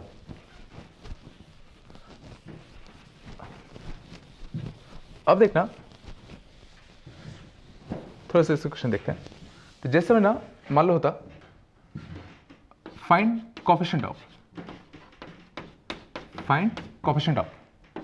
मान लो होता x की पावर 10 इन 1 माइनस 2x की पावर माइनस 7। तो सबसे पहले तो ये फील आनी चाहिए कि देखो जैसे ही तुम्हें सब ना पावर नेगेटिव दिख जाए या फ्रैक्शन दिख जाए तो ये तो कंफर्म है, देखो या तो पावर नेगेटिव दिख जाए, नेगेटिविटी या फ्रैक्शन दिख जाए, तो ये तो कंफर्म है कि इसके एक्सपांशन में सोचो x की सारी पावर्स होंगी। क्यों, एक बार इस पे पावर 1 जाएगा, एक बार 2 जाएगा, एक बार 3 जाएगा और अप टू इन्फिनिटी तक जाएगा। तो सोचो इस सीरीज के एक्सपांशन में तुम्हें कांस्टेंट टर्म से लेके x की पावर 1 से लेके x की पावर 2 से लेके x की पावर इन्फिनिटी तक के सारे पावर्स मिलेंगे। ये फील आ रहा है। और उसमें भी समझना, देखा याद करो हमने कुछ देर पहले वाला क्वेश्चन किया था, याद है, इसमें कुछ की पावर -1/2 था, उसमें हमने x का क्यूब का कोएफिशिएंट निकाला था, तो उसमें हमने सारे टर्म्स खोले थे, फिर उसमें चेक किया था कि x क्यूब का कोएफिशिएंट कितना आएगा। उस केस में हमने इसलिए किया था कि वहां पे से ना ये जो पावर थी वो कुछ फ्रैक्शन में थी, बट इस केस में अगर ये नेगेटिव इंटीजर आ जाए तो हमें इसमें एक और फॉर्मूला पता होता है, कौन सा वाला, ये वाला। तो समझ गए। तो अगर नेगेटिव इंटीजर आ जाए तो हम लोग सीधा इस फॉर्मूले का यूज कर सकते हैं। और इस फॉर्मूले का यूज कैसे करेंगे, इस केस में n कितना हो जाएगा 7, r हमें किसका क्वेश्चन निकालना है, x की पावर 10 का, तो r कितना हो गया 10, तो फॉर्मूला कितना आएगा n plus r minus 1 c r. और ऑब्वियस ना इस पूरे 2x पे 10 जाता तो एक 2 पे 10 और आएगा, ये चल रहा है ना, इस पूरे 2x पे 10 जाता तो एक 2 पे 10 भी तो आएगा। तो ये जो है तुम्हारा कितना जाएगा 16C10 2 पे 10 आया थोड़ा बहुत। और देखो फाइंड कोएफिशिएंट ऑफ x की पावर 12 इन मान लो था 1 प्लस 1 माइनस 3x की पावर -2, ठीक है। ध्यान रखिए फॉर्मूला तभी काम करेगा जब यहां पे नेगेटिव इंटीजर हो। तो वापस से सेम चीज, इस बार n कितना है 2, r कितना है 12, तो n प्लस आर माइनस 1, तो n plus r minus 1 c r. ठीक है, समझ में आ गया इसको? और कितना जाएगा? 3x पे 2 जाएगा। समझे? हमें सॉरी x पे 12 चाहिए था ना, 3x पे 12 जाता, और 3x पे 12 जाएगा तो ये कितना आएगा? 3 पे कितना? 12। तो आंसर कितना आ जाएगा तुम्हारा? 13C12। 3 पे कितना? 12। ये आ रहा है कि नहीं आ रहा? ठीक है, और देखो, जैसे कि मान लो तो फाइंड क्वेश्चन ऑफ x की पावर 15 इन, मान लो था 1 प्लस 5x की पावर माइनस 6। ये होता कि इसके एक्सपांशन में x की पावर 15 का क्वेश्चन चाहिए था, कितना होगा? तो वापस से सेम चीज।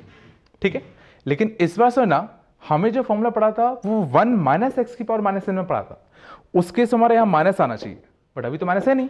तो इसको ऐसा सोच सकते हैं कि ये कुछ 1 माइनस ऑफ माइनस 5x पे माइनस 6 लिख रखा है।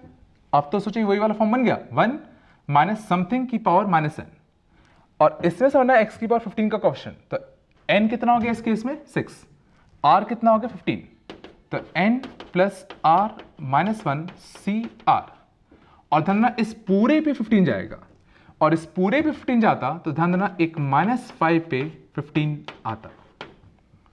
तो ये तुम्हारा कितना जाएगा? 20C5, और कितना? माइनस 5 पे 15, तो नेगेटिव ऑफ कितना? 5 पे कितना? 15। ये चला। ठीक है, ये ध्यान देना बहुत ही जरूरी है, ये आगे बहुत ज्यादा यूज होने वाला है, तो अच्छे से कर लो इसको, नहीं तो फिर आगे 2-3 क्लास खराब हो जाएंगी तुम लोगों की।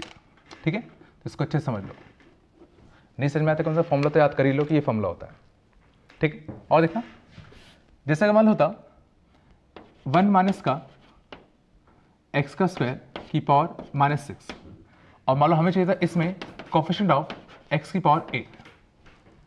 तो इस बार ये समझने की कोशिश करना कि इस बार n तो दिख रहा है साफ साफ 6 होगा, बट r सिंपली क्या होगा? इस पे पावर तुम कितनी चढ़ाओगे ताकि 8 आ जाए, है ना? इस बार r 8 नहीं होगा, ये चल रहा है ना, क्योंकि इसका एक्सपांशन करो तो कैसे बनेगा? इसकी पावर 0, इसकी पावर 1, इसकी पावर 2, इसकी पावर 3। तो सर x की पावर 8 जो है वो जब इसकी पावर तुम 4 चढ़ाओगे तभी तो मिल जाएगा। ये चला मैंने क्या कहा? मींस एक्चुअल में इस केस में जो r की वैल्यू होगी वो तुम्हारी कितनी होगी? 4 होगी। ये चला, तो n 6 हो गया, r 4 हो गया, तो formula n plus r minus 1 c r. ठीक है, और बाकी कुछ ऑप्शन तो है नहीं, तो सीधा आंसर कितना आ जाएगा तुम्हारा? 10 9 C4। ये चला, और देखो, मान लो तुमसे पूछा होता 1 माइनस का 3x क्यूब की पावर मान लो तो माइनस 6। इससे मान लो तुमसे पूछा होता फाइंड कोफिशिएंट ऑफ x की पावर मान लो होता 13, इसमें होता x की पावर 13 का कोफिशिएंट कितना आएगा? तो ये फील करने की कोशिश करो कि इसका तुम अगर एक्सपांशन करते तो क्या होता? 1 प्लस nx, फिर n into n minus 1 by 2 factor into इसका स्क्वायर, अगले में इसका क्यूब, अगले में इसकी पावर 4। तो ये फील करो कि x की जो जो तुम्हें पावर्स मिल रही है वो अभी भी तुम्हें 3 के मल्टीपल में ही मिल रही है। हाँ, वो इन्फिनिटी तक जाएगा। सोचो, x के बाद 0 मिलेगा, x के बाद 3 मिलेगा, x के बाद 6 मिलेगा, x के बाद 9 मिलेगा, अप टू x की पावर इन्फिनिटी तक मिलेंगे। मींस x की पावर 13 तो वैसे भी तुम्हें कभी नहीं मिलना, तो x की पावर 13 का जो कोफिशिएंट होगा इस केस में कितना आएगा तुम्हारा? 0 आएगा। हाँ, लेकिन अगर तुमसे पूछा था इसी एक्सपांशन में बताओ x की पावर 300 का कोफिशिएंट कितना आएगा, तो पहले तो ये फील करने की कोशिश करो कि इसमें x की पावर 300 एग्जिस्ट करेगा, क्योंकि इसके एक्सपांशन में सोचो इन्फिनाइट तक टर्म्स जाएंगे, तो 3 के जितने भी मल्टीपल्स होंगे वो सारे मिलेंगे।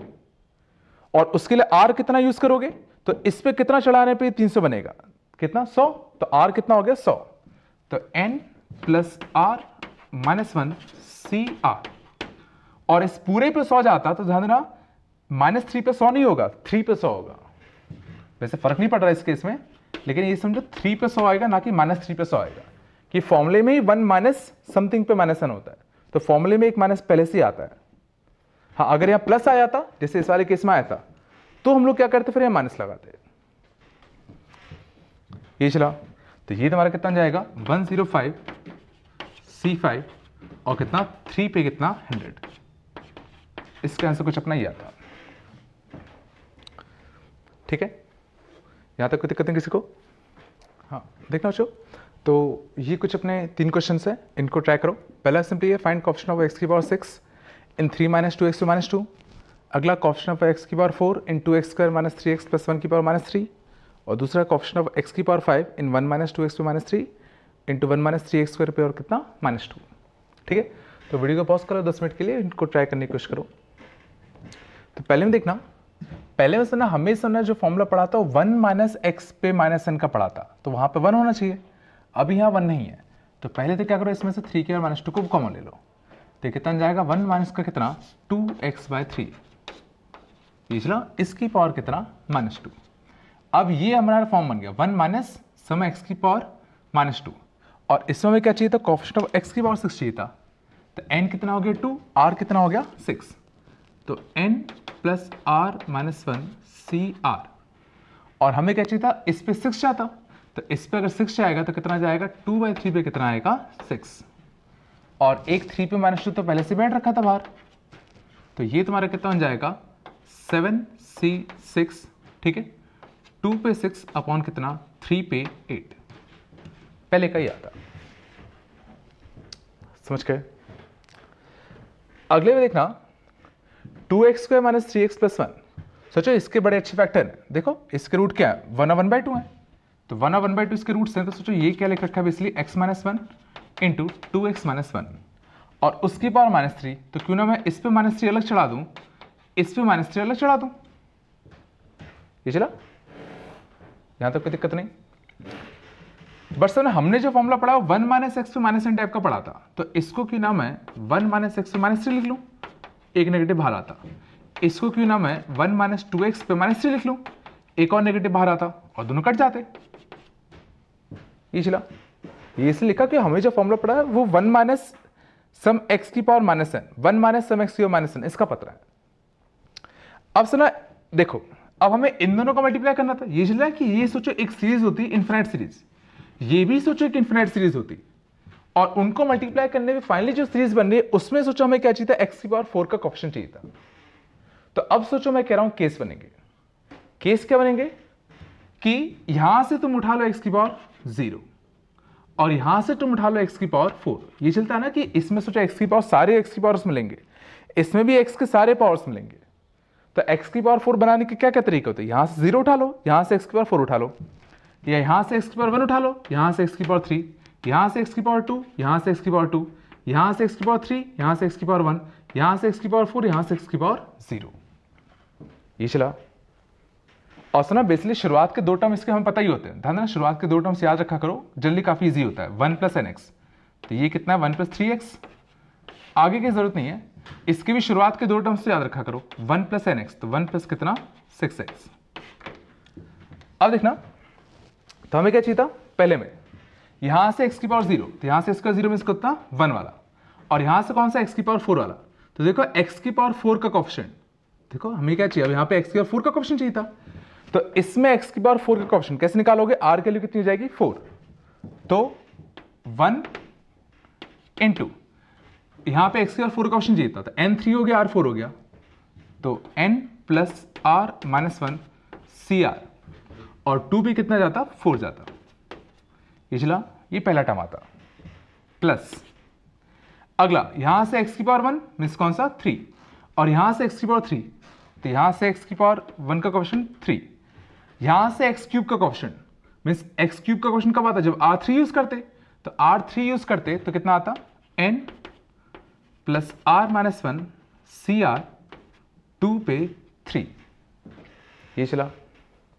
अगला यहां से x पे 2, यहां से x पे 2, तो यहां से x पे 2 कितना आता, सोचो इस पे x पे 2 कितना आता, तो 3, समझ गए ना, इसमें x का स्क्वायर कोएफिशिएंट चाहिए था, तो वापस से r के लिए 2 हो गई, n के लिए 3 हो गई, तो 3 + 2 - 1 डायरेक्टली कर दूं, ठीक है ना, 3 + 2 - 1, तो 4C2, ठीक है, और 1 पे 2 जाएगा, और यहां से भी x के स्क्वायर कोएफिशिएंट कितना आता 3 4C2, ठीक है, और -2 पे कितना जाता, सॉरी +2 पे कितना आता 2 जाता, ठीक है, एक टर्म में आता। अगले में यहां से 3, तो यहां से 3 कितना उठेगा, तो यहां से 3, तो n के लिए 3, r के लिए भी 3, तो n + r - 1, 3 + 3 - 1, 5c3 और यहां से कौन सा x पे 1 मीन्स कितना 6 प्लस यहां से x की पावर 4 वाला, तो x की पावर 4 वाला कैसे निकालते 3 + 4 - 1 7 - 1 कितना 6 c4 या 62 एक ही बात है और यहां से कितना x की पावर 0। तो इन सब का जो सम आता वो तुम्हारा क्या होता इसमें x की पावर 4 का कोफिशिएंट होता। ठीक है, और ध्यान नहीं ज्यादा बड़ा आंसर नहीं आएगा, छोटा सा ही आएगा। देखो ये काफी छोटे छोटे बनेंगे। ठीक है, तो तरीका समझ में आया बेसिकली हम लोग कर क्या रहे हैं। ऑब्वियसली सेम ही क्वेश्चन अगला था। देखो हमें इन दोनों सीरीज के मल्टीप्लीकेशन में x की पावर 5 चाहिए था, तो फिर से केस बनते, बट इस बार अच्छी बात है कि यहां पे x का स्क्वायर है, तो यहां से खाली मुझे इवन वाले पावर्स ही मिलेंगे। तो यहां से एक x की पावर 0 मिलेगा, एक x की पावर 2 मिलेगा, एक x की पावर 4 मिलेगा। तो यहां अगर 0 होगा तो, और ध्यान यहां पे हमें x की सारी पावर्स मिलेंगी, तो यहां से अगर 0 उठाए तो यहां से 5 उठाना पड़ेगा, यहां से 2 उठाए तो यहां से 3 उठाना पड़ेगा, यहां से 4 उठाए तो यहां से 1 उठाना पड़ेगा। और कोशिश करो शुरुआत के 2 टर्म तो दोनों के लिख ही सकते हो। देखो इसके शुरुआत के 2 टर्म कितने होते हैं 1 + nx, तो 1 + कितना 6x सो ऑन। इसके शुरुआत के 2 टर्म कितने होते 1 + का 6x का स्क्वायर एंड सो ऑन। समझ गए।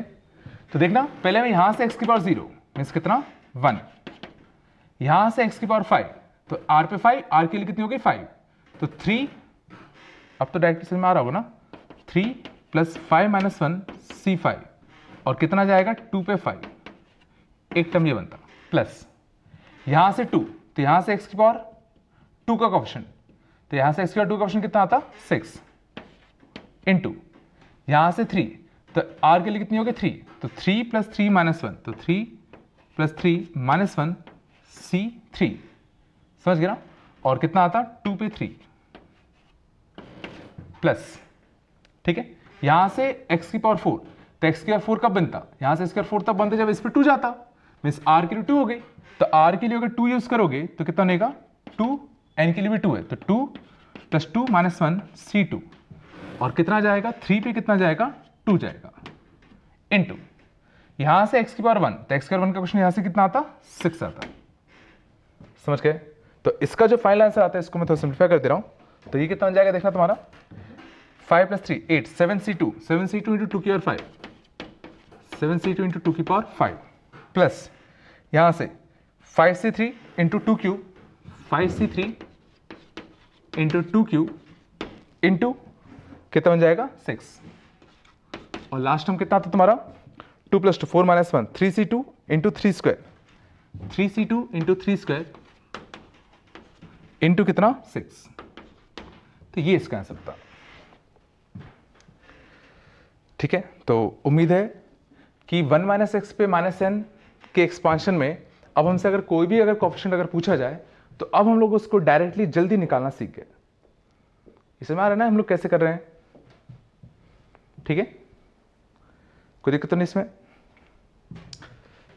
चलो ठीक है, आगे चलते हैं। हाँ देखना, अगला हम थोड़ा सा बात करते हैं बाइनोमियल अप्रोक्सीमेशन का। देखना बाइनोमियल अप्रोक्सीमेशन बेसिकली क्या है, तो सुन ना, तो जैसे हमने देखा अभी कि 1 + x पे n, ठीक है, तो 1 + x पे n का जो एक्सपांशन होता है वो तुम्हारा बेसिकली कितना होता है 1 + nx plus n × n - 1/2 x का स्क्वायर एंड सो ऑन, कुछ ही बनता अपना। तो इसी केसेस में ना अगर कभी ऐसा हो जाए कि ये जो x है, देखो ये तुमने देखा था ये जो एक्सपांशन था वो तभी ट्रू होता था जब तुम्हारा क्या होता था x तुम्हारा क्या होता था -1 और 1 के बीच में होता था। अब इसमें से ना अगर एक स्पेशल केस अगर आ गया that mod of x is ना very much lesser than 1, lesser than means क्या very much lesser than 1 means ये जो इसका जो मैग्नीट्यूड है वो 1 के मुकाबले काफी छोटा है, ये चलता है। तो सुना अगर ऐसा अगर हो गया तो सोचो ये जो x था, तो यहाँ पे एक 1 बैठा हुआ है, तो सर इसमें अगर तुम x का मल्टीप्लाई कर दो तो ये सोचो काफी छोटा हो गया, काफी छोटा हो सर 10 की पावर -4 के ऑर्डर का। ठीक है, ये 1 है, ये 10 की पावर -4 का ऑर्डर का हो गया, मान लो ये 10 की पावर -3 का ऑर्डर का हो गया। और सोचो ये क्या होगा, ये सोचो फिर 10 की पावर -6 के ऑर्डर का हो जाएगा, अगला 10 की पावर -9 के ऑर्डर का हो जाएगा। तो उस केस में हम लोग सिंपली क्या कर सकते हैं, ये सोचो काफी बड़ा था, ये भी सोचो ठीक ठाक था, इसके मुकाबले तो ऑब्वियसली ये छोटा था, लेकिन सर ये तो सोचो काफी ज्यादा छोटे हो गए। तो इन सब को मैं सिंपली क्या कर सकता हूं, उस केस में निगलेक्ट कर सकता हूं।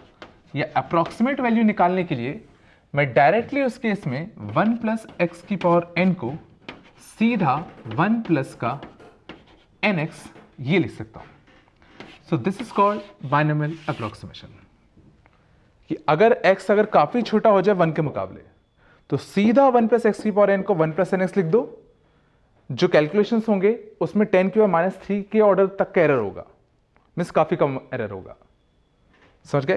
तो सीधा उसमें हम लोग क्या कर सकते हैं, सीधा इसको इसके बराबर लिख सकते हैं, ठीक है। तो समझ ना, जैसे अगर मान लो होता 1 प्लस 2x की पावर कितना 1/3 मान लो होता, और मान लो दे रखा है if x is very very small या x is very very smaller than 1, तो सीधा हम लोग इस चीज को क्या लिख सकते हैं 1 प्लस n इंटू एक्स। तो 1/3 इंटू एक्स तो कितना आ जाएगा 2x, समझ गए। तो ये तुम्हारा किसका होगा 1 प्लस 2x/3 के बराबर होगा। ये चला, और देखो मान लो तो अपना 1 प्लस का 5x का क्यूब रूट और 1 माइनस का 2x का स्क्वायर रूट, और मान लो दे रखा है तुम्हारा x is very much smaller than 1। तो देखो अगर x is very much smaller than 1 है तो 1 प्लस एक्स की पावर सम n, इसको मैं सीधा क्या लिख सकता हूं 1 plus n into x, means कितना 5x/3 ये लिख सकता हूं। इसमें भी सोचो 1 प्लस एक्स की पावर n, तो सीधा कितना हो जाएगा 1 प्लस n इंटू एक्स, तो कितना बन जाएगा ये बन जाएगा। ये चला, ये मैं इसलिए कर पा रहा हूं ताकि मुझे ये पता है ये जो चीज है वो काफी छोटी है 1 से, तो बाकी जो टर्म्स बनते हैं x² x³ वो वैसे काफी छोटे होते इसके मुकाबले भी, तो उनको मैंने सीधे क्या कर दिया निगलेक्ट कर दिया। और अब सोचो अगर मैं इन दोनों का भी अगर मल्टीप्लाई करूंगा तो एक टर्म 1 बनेगा, एक टर्म कौन सा बनेगा 5x/3 बनता, एक टर्म माइनस का x बनता, और एक टर्म सोचो माइनस का 5x² बनेगा। और वापस से सोचने की कोशिश करो x के मुकाबले ये x² वाला जो टर्म होगा वो काफी छोटा होगा, तो सीधा इसमें मैं इस चीज को भी निगलेक्ट कर दूं। मींस जितने भी x की पावर्स होंगी जो 1 से बड़ी होंगी उन सबको हम डायरेक्टली निगलेक्ट कर सकते हैं, और डायरेक्टली अगर निगलेक्ट कर दूंगा तो ये कितना बन जाएगा 1 प्लस का 2x/3। so this into this is simply equal to कितना 1 plus 2x/3 if x is very very smaller than 1, ठीक है। ये समझ में आया, ठीक है। सर ना ये सर ना काफी बार काफी हेल्पफुल होता है जब सर ना ये जो टर्म होता है काफी छोटा हो। जैसे समझना अगर मान लो कुछ अगर ये दे दिया जाए 1 प्लस 2x का under root minus 1 plus 3x का क्यूब रूट और अपॉन 1 प्लस 4x का कितना 4th रूट, और मान लो दे रखा है that x is very much smaller than 1, मान ली दे रखा था, ठीक है। तो सिंपली इस केस हम लोग क्या कर सकते हैं सीधा सब में बाइनोमियल अप्रोक्सीमेशन लगा देता हूं। तो सब में अगर मैं सीधा बाइनोमियल अप्रोक्सीमेशन लगाऊंगा तो पहले में कितना आ जाएगा 1 प्लस nx, तो 1 प्लस 1/2 इंटू 2x मीन्स कितना 1 प्लस x, ठीक है। इसको अभी मैं 3 नहीं करता, इसको 4 कर देता हूँ, थोड़ा सा कंफ्यूजन रहेगा, अभी इतना कर लो, समझा लो, ठीक है। अगले में कितना बनेगा 1 प्लस, ठीक है 4x बाय कितना 3, समझ गए ना 1 प्लस 4x 1 nx ये बनता, और नीचे वाला तुम्हारा कितना बन जाएगा 1 प्लस 4x का 1/4 मीन्स ये तुम्हारा कितना बन जाएगा 1 प्लस nx मीन्स ये भी कितना बन जाएगा 1 प्लस x बन जाएगा, और इसमें से ना 1 से 1 कट गया x माइनस का 4x/3, तो ये कितना बन गया माइनस का x/3 अपॉन कितना 1 प्लस x, ठीक है। इसको समझना अगर मुझे और सिंप्लीफाई करना हो तो समझना मैं क्या करूंगा, या इसको समझना अगर मुझे finally a plus b x के फॉर्म में लिखना हो, मान लो लिखा था this is equal to some a plus b x find a and b, समझ गए। इसको मुझे अगर कुछ x के लीनियर में अगर तोड़ना था तो देखना अभी तो x में लीनियर नहीं है, लेकिन सर ना अगर मैं इस 1 प्लस एक्स को अगर ऊपर ले जाऊं, तो अगर मैं इस 1 प्लस एक्स को ऊपर ले जाऊंगा तो ये कुछ ऐसा बनेगा, और सोचो वापस से 1 प्लस एक्स पे सम पावर n है, तो वापस से इसमें बारे में अप्रोक्सीमेशन लगा दूं 1 प्लस n इंटू एक्स, तो ये कितना बन जाएगा माइनस का x/3 into 1 plus n into x, और इसमें अगर मल्टीप्लाई करोगे तो ये कितना बन जाएगा माइनस का x/3 और कितना प्लस का x²/3, और वापस से इसके मुकाबले चाहो तो इसको निगलेक्ट कर दो, तो सीधा एक इसका हो जाएगा माइनस के x/3 के बराबर हो जाएगा। और इसको अगर मैं कंपेयर करूंगा a प्लस बी एक्स से तो a कितना आ जाएगा 0 और b कितना आ जाएगा माइनस का 1/3। ये चला। तो ये फील करने की कोशिश करो कि अगर चीजें मल्टीप्लाई में है तो भी सोचो तो मल्टीप्लाई करके फाइनली इसको a प्लस बी एक्स के फॉर्म में ले आओगे। अगर कुछ डिवाइड में भी है तो डिवाइड वाली चीज को ऊपर ले जाओ, माइनस पावर में आएगा, फिर इस पावर को अंदर भेज दो, फिर उसको भी लिख सकते हो। मीन्स कुछ भी होगा फाइनली सोचो तुम बाइनोमियल अप्रोक्सीमेशन यूज करके फाइनली उसको किसी एक्स में लीनियर में तोड़ ही लोगे। सोचो जितने भी ऐसे क्वेश्चन होंगे उसमें सबको हम लोग सोचो एक्स में लीनियर में तोड़ सकते हैं। ये चला मैंने क्या क्या बोला, ठीक है। ये जब लिमिट्स पढ़ोगे तो ये काफी ज्यादा हेल्पफुल होगा, ठीक है ना। ये समझ मैं क्या कर रहा हूं बेसिकली, जैसे ना जैसा हमारा क्वेश्चन होता find approximate value of a plus b a minus b if a is very much lesser than b। मान लीजिए होता कि हमें इस चीज की अप्रोक्सीमेट वैल्यू फाइंड करनी है और दे रखा है a जो था सर उल्टा लिख दिया b कर दो, b is very much smaller than a, ठीक। तो सबसे पहले तो ये फील करने की कोशिश करो कि बाइनोमियल अप्रोक्सीमेशन तभी लग सकता है जब 1 प्लस एक्स की पावर समथिंग हो और इसमें जो x हो वो काफी छोटा हो। तो अभी से ना इसमें बाइनोमियल अप्रोक्सीमेशन लगाने का कोई भी सेंस नहीं बनता क्योंकि ना पहले 1 प्लस समथिंग टाइप का फॉर्म ही नहीं है। तो अगर नहीं है तो पहले हम लोग क्या करेंगे, इसको 1 प्लस समथिंग टाइप का बना लेंगे। और वो कैसे बनाएंगे, एक कॉमन ले लो और एक कॉमन लोगे तो सर ना फायदा क्या हुआ देखना, ये b बाय बन गया और यहां से भी क्या कर लो, एक कॉमन ले लो। ये चला इसको 1/2 और इससे सना दो फायदे हो गए। एक तो सना ये 1 प्लस समथिंग की पावर 1/2, ये भी 1 प्लस समथिंग की पावर 1/2 टाइप का बन गया। और उससे अच्छी बात है b बाय a जो था वो काफी बड़ा था एज कंपेयर टू b। तो सोचो जो b बाय a जो टर्म होगा, सोचो this will be very much lesser than 1। सोचो b अगर काफी छोटा अगर a से तो सोचो ये जो वैल्यू काफी छोटी होगी 1 से। मैं सीधा इस चीज को मैं काफी छोटी वैल्यू कंसीडर कर सकता हूं। तो इसको मैं 1 प्लस एक्स की पावर 1/2, इसको 1 माइनस एक्स की पावर 1/2, जहां पे x जो था वो काफी छोटा था। अब इसमें सोचो मैं सीधा बाइनोमियल अप्रोक्सीमेशन यूज कर सकता था। तो दोनों में से देखो पहले 1/√a तो कॉमन ले ही लो, इसका बाइनोमियल अप्रोक्सीमेशन, ठीक है, कितना हो जाएगा 1 प्लस 2b बाय a। इसका बाइनोमियल अप्रोक्सीमेशन ये कितना जाएगा 1 माइनस का 1/2b आएगा ना, ठीक है। ये कितना जाएगा 1 माइनस का b बाय 2a। ये चला। और दादा इसको करने के लिए एलसीएम मत लो, चाहो तो एलसीएम भी ले सकते हो, फर्क नहीं पड़ता। एलसीएम ले लो, तो एलसीएम लोगे तो कितना हो जाएगा 1 और ये b/2 कट जाएगा, तो ये कितना हो जाएगा 2 और नीचे कितना हो जाएगा 1 माइनस b/2a का कितना होल स्क्वायर और एक कितना बैठा था बाहर से कितना 1/√a। ये समझा। तो इसकी जो अप्रोक्सीमेट वैल्यू होती वो कुछ इसके बराबर होती। ये समझा मैंने क्या करा, ठीक है, कोई दिक्कत नहीं। मीन्स कैसे भी करके तुम्हें ऐसा कुछ सोचना है कि ये 1 प्लस समथिंग बहुत ही छोटा की पावर समथिंग लिखा हो तो सीधा उसको 1 प्लस nx के फॉर्म में हम लोग तोड़ सकते हैं, ठीक है। इसी में देखना अगर मान लो ये दे रखा है if e is very much smaller than 1 then find approximate value of approximate value of 1 plus e पे n and minus 1 minus e पे minus n। मान लीजिए कि अगर e जो है था तुम्हारा काफी छोटा था 1 से, तो हमें इसकी अप्रोक्सीमेट वैल्यू फाइंड करनी है, कितनी होगी, ठीक है, ठीक है। Find approximate non zero value, ऐसा कर देता हूं, approximate non zero value of this expression, ठीक है। तो सर ना देखो वापस से दिख रहा 1 प्लस काफी छोटा की पावर n, तो सीधा बाइनोमियल अप्रोक्सीमेशन लगा दूं। तो सीधा बाइनोमियल अप्रोक्सीमेशन लगाते तो कितना आता 1 प्लस ne माइनस वापस से 1 माइनस काफी छोटा की पावर समथिंग, तो सीधा 1 माइनस माइनस ne मीन्स वापस से ये भी 1 प्लस ne बनता। और सर अगर ऐसा करते तो सोचो पूरा टर्म ही कट के 0 बन जाता। ये चला। ये सोचो पूरा टर्म ही सोचो क्या हुआ, कट के तुम्हारा सीधा 0 बन गया। लेकिन हमसे पूछा था नॉन जीरो, इसकी अप्रोक्सीमेट नॉन जीरो वैल्यू हमसे पूछी गई थी, बट ये तो वैल्यू 0 आ गई। तो इसमें जरा ये फील करने की कोशिश करो, बिल्कुल सही है ये सना, ये दोनों ही सना सीरीज जो होंगी वो शुरुआत के दोनों टर्म्स तक सेम होंगी। सोचो एक्चुअल में इसका अगर तुम बाइनोमियल एक्सपांशन लिखते तो 2 ही टर्म थोड़ी आते, और भी तो आते।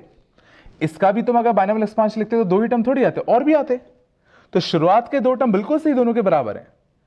तो समझो कभी भी अगर ऐसा हो जाए कि बाइनोमियल अप्रोक्सीमेशन करते टाइम अगर शुरुआत के 2 टर्म दोनों ही कट गए, जैसे दोनों से अगर हमें कुछ वैल्यू नहीं मिल रही, तो हम लोग क्या करेंगे, उसमें एक और वैल्यू तक अपना जो एक्यूरेसी या प्रिसीजन उसको बढ़ा देंगे। समझ गए? ये फील आता है ना कि जैसे 1 + x की पावर n का एक्सपांशन क्या था, 1 + nx + n × n - 1/2 × x का स्क्वायर था। चूंकि x काफी छोटा था तो हमने क्या करा, x स्क्वायर और उसका आगे के सारे टर्म नेगलेक्ट कर दिए।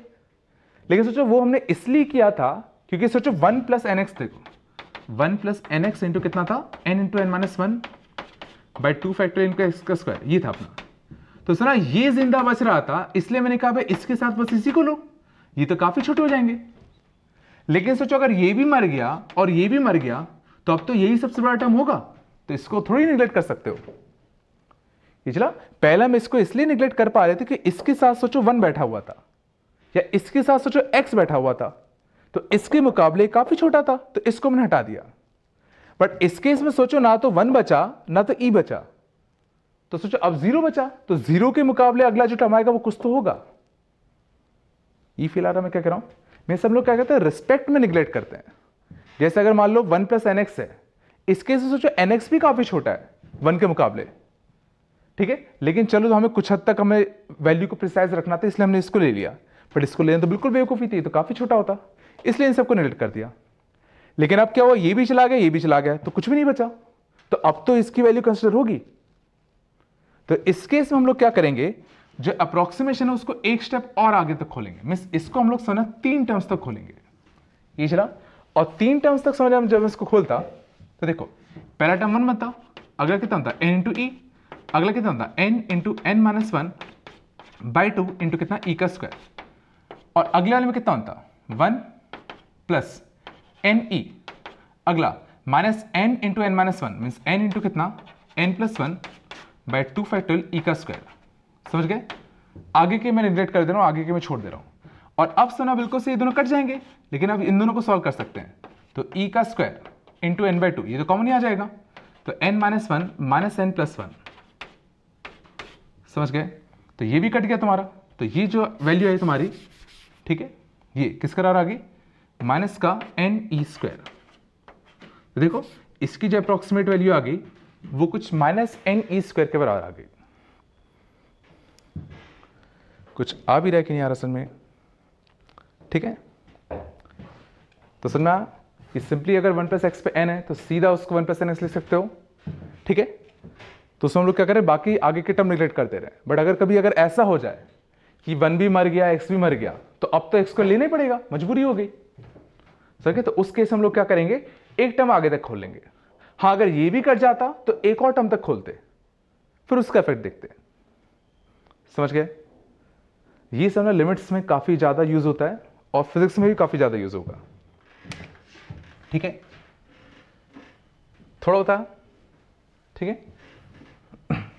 देखना आगे, हाँ देखना देखना, ये 3 क्वेश्चन मैं कर रहा हूं, तुम लोगों को नहीं करना, देख लो इसको बस मैं कर कैसे रहा हूं।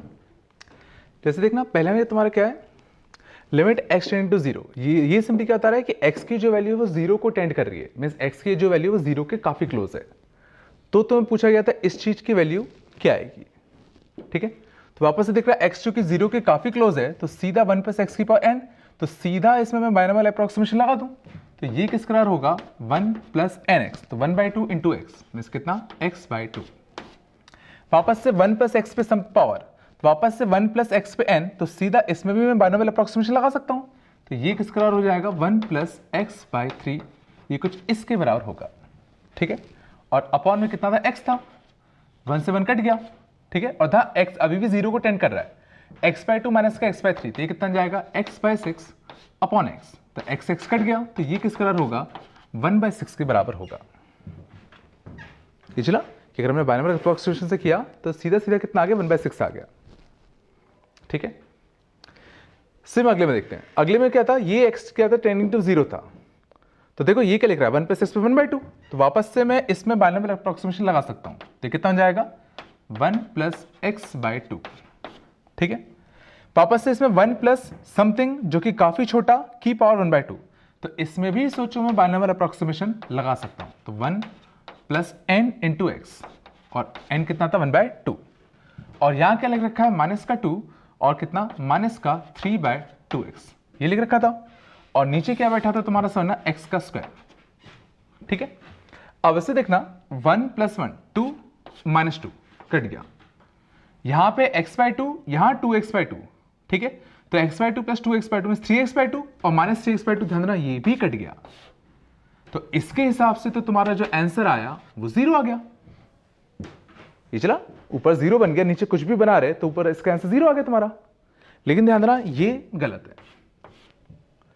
ये सना इसलिए गलत हुआ क्योंकि बिल्कुल से ये इसका जो अप्रोक्सीमेट वैल्यू थी वो इसके बराबर थी, इसकी अप्रोक्सीमेट वैल्यू इसके बराबर थी। लेकिन इस बार इस क्वेश्चन में हमें एक्स स्क्वायर तक का प्रिसिजन लेना पड़ेगा, क्योंकि सोचो हमने खाली अगर एक्स तक का प्रिसिजन लिया तो सीधा इसके लिए हमें 0 दिख गई। लेकिन अगर मैं एक्स स्क्वायर तक का प्रिसिजन लेता तो हो सकता था इसका आंसर कुछ है। ये चला हमने क्या कहा, मिस कभी भी अगर सर ना, अगर जो डिफाइनिंग टर्म है या सुनो जो चीज डिफाइन कर रही इस पूरे आंसर को, वही अगर कट जाए, जैसे इसके से ना एक्स बच गया था, तो हमें सोचो आगे तक खोलने की जरूरत पड़ी नहीं। सोचो ऊपर वाले क्वेश्चन में ये वाला एक्स वाला जो टर्म तो मरा नहीं था, ये बचा था अपना, तो इसलिए हमें इसमें आगे नहीं खोलना पड़ा। बट इस केस में क्या हुआ, एक्स वाला टर्म सब जगह कट गया, तो हो सकता था एक्स स्क्वायर वाले तक खोलते तो कुछ आंसर आ जाता। ये चला, तो इसमें मैं क्या करूंगा, एक टर्म आगे तक खोलूंगा, और एक टर्म अगर आगे तक खोलते तो देखते हैं अब इसका आंसर कितना आता है। तो इसमें 1 प्लस एक्स 1/2 का एक्सपांशन करते हैं। तो 1 प्लस एक्स 1/2 का एक्सपांशन करते तो पहला टर्म कितना होता है, 1, अगला टर्म 1/2 एक्स, अगला n इंटू n माइनस 1, तो n into n minus 1 by 2 factorial x का स्क्वायर, ये बनता। इसका भी एक्सपांशन 2 टर्म्स तक करो, 3 टर्म्स तक करो, तो 1 प्लस 2x पे कितना, 1/2, तो ये कितना होता, देखो ये तो कटने 1 प्लस nx, और यहां पे कितना n इंटू n माइनस 1, तो 1/2, और 1/2 माइनस 1, तो कितना, माइनस का 1/4 बाय 2 फैक्टोरियल इंटू कितना, 2x का कितना, होल स्क्वायर, ये बनता। देखो ये टर्म तो कट ही गए थे, हम बताते मैं जो भी इफेक्ट आना था अब खाली इसका और इसका आना था। ठीक है, तो इसका और इसका इफेक्ट लेते हैं। तो ये कितना लिखा है, -1/4 -1/8, और ये कितना लिखा है, -1/8 इंटू 4 -1/2, तो -1/8 और कितना, माइनस का 1/2, सही है ना। तो ये कितना जाएगा तुम्हारा, माइनस का कितना, 5/8 x²। तो देखो इस बार अगर मैं 3 टर्म्स तक अगर मैं अप्रोक्सीमेट वैल्यू लेता तो ये जो ऊपर वाला टर्म बना वो कितना ना, माइनस का 5/8 x का स्क्वायर, और नीचे सोचो एक x का स्क्वायर बैठ रखा था पहले से ही, और ये दोनों कट जाते तो इसका आंसर तुम्हारा कितना आता, माइनस का 5/8 आता। तो अजला में क्या कह रहा था बार बार कि अगर टर्म्स ना, अगर समझ गए ना, डिफाइनिंग टर्म्स अगर x भी कट गया 1 भी कट गया तो फिर तुम्हें एक टर्म आगे तक एक्सपांशन को खोलना पड़ेगा। ठीक है, देखो अगला लिखने क्या था, if gravitational force on surface of earth is equal to कितना, g0 इज इक्वल टू कितना, gm/r²। देखना कि इसमें क्या दे रखा है सर ना, कि सर ना अगर मैं अर्थ के अगर सरफेस पर अगर बात करूं, सर ना ये अर्थ है, इस पर अगर मैं सरफेस पर अगर बात करूं तो इस पॉइंट पे सर ना जो ग्रेविटेशनल फोर्स लगता है जी अर्थ का, वो किसका होता है, gm/r²। ऑब्वियसली तो ये पता होगा g क्या है, ग्रेविटेशनल कांस्टेंट, m क्या है, mass of earth, and so on. समझ गए ना, ये क्या है, ग्रेविटेशनल कांस्टेंट अपना, और ये m तुम्हारा क्या है, मास ऑफ अर्थ। ठीक है, तो ये पूछा गया है कि अब अगर मैं इसमें अगर हल्का सा अगर h हाइट अगर ऊपर जाऊंगा तो हमें पता करना है कि इस पॉइंट पे जो g लगेगा वो कितना होगा। समझे, इसको मैं g' नाम देता हूं। ठीक है, तो सोचो अगर मैं सेंटर से, ध्यान देना, अगर मैं सेंटर से अगर r यूनिट अगर दूर था, ध्यान देना, अगर मैं सेंटर से अगर r यूनिट दूर था तो सोचो जो ग्रेविटेशनल फोर्स लगा था वो gm/r² लग रहा था। तो अब अगर सोचो अगर मैं सेंटर से अगर h ऊपर चला आऊंगा, सर इससे h ऊपर और चला गया, तो इससे अगर सोचो अगर मैं h हाइट अगर ऊपर और गया तो अब सोचो कितना लगेगा, gm/r²। r प्लस एच का कितना होल स्क्वायर, ये लगता। ठीक है, और अब मैं क्या करूं, दोनों को डिवाइड देता हूं। तो दोनों को अगर डिवाइड दोगे तो देखो g dash by g is equal to कितना हो जाएगा, आर स्क्वायर अपॉन कितना आ जाएगा, r प्लस एच का कितना होल स्क्वायर। हाँ, मैं मान के चल रहा हूं h जो है वो मैं काफी कम गया हूं, मीन्स वो रेडियस ऑफ अर्थ से काफी छोटा है। ठीक है, मैं ये मान के चल रहा हूं, ठीक है ना। तो ये से ना अगर काफी छोटा था तो अब सर ना अभी तो सर ना मैं इसमें बाइनोमियल अप्रोक्सीमेशन नहीं लगा सकता क्योंकि 1 प्लस एक्स की पावर n टाइप का नहीं था। हाँ, अगर मैं सर ना इसमें से अगर मैं आर स्क्वायर बाहर ले लूं तो अब तो ये बनेगा 1 प्लस एच बाय आर का होल स्क्वायर बनता। और अब सोचो चूंकि h काफी छोटा था रेडियस ऑफ अर्थ से, तो सोचो इसमें अब सीधा मैं बाइनोमियल अप्रोक्सीमेशन लगा सकता हूं। ज्यादा अच्छा हो क्यों ना पहले इसको मैं ऊपर भेज दूं। तो ऊपर भेजोगे तो देखना g डैश बाय जी, तो g dash by g is equal to कितना, आर स्क्वायर से आर स्क्वायर कट गया, तो ये कितना बन जाएगा 1 प्लस एच बाय आर की पावर कितना -2, और वापस से 1 प्लस काफी छोटा की पावर n, तो सीधा 1 प्लस एन एक्स बन जाएगा। तो ये कितना बन जाएगा 1 माइनस का कितना 2h बाय आर। तो g को सेट भेज दो, तो g डैश इक्वल टू कितना आ जाएगा, g टाइम्स ऑफ 1 माइनस का कितना 2h बाय आर। समझ गए। तो ये बाइनोमियल अप्रोक्सीमेशन तुम काफी जगह देखोगे, इवन एरर्स में शायद यूज किया ही होगा बाइनोमियल अप्रोक्सीमेशन का, आगे भी देखोगे तो काफी जगह यूज होगा। ठीक है, तो बस ये फील करने की कोशिश करो कि कभी भी तुम्हें अगर 1 प्लस बहुत ही छोटा की पावर समथिंग n दिख जाए तो सीधा उसमें बाइनोमियल अप्रोक्सीमेशन यूज कर सकते हो। समझ गए। तो इससे क्या होता है, कैलकुलेशंस काफी जल्दी हो जाती है। ठीक है, तो उम्मीद है ये समझ में आ गया होगा सबको।